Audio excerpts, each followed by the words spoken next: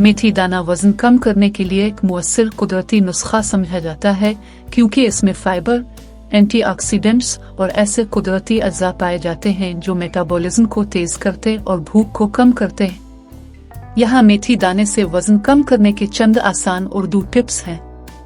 मेथी दाना पानी। रात को 1 चम्मच मेथी दाना 1 गिलास पानी में भिगो दे। सुबह खाली पेट ये पानी पी लें और दाने चबाकर खा लें। ये हाजमा बेहतर बनाता और चर्बी घुलाने में मदद देता है। मेथी दाना चाय। 1 कप पानी उबाल कर इसमें आधा चम्मच मेथी दाना डालें, 5 मिनट पकाएं, फिर छान कर नीम गर्म पी लें। ये भूख को कंट्रोल करने में मददगार है। मेथी दाना पाउडर। मेथी दाना खुश्क करके पीस लें और रोजाना सुबह खाने से पहले आधा चम्मच नीम गर्म पानी के साथ इस्तेमाल करें। खाने में शामिल करें।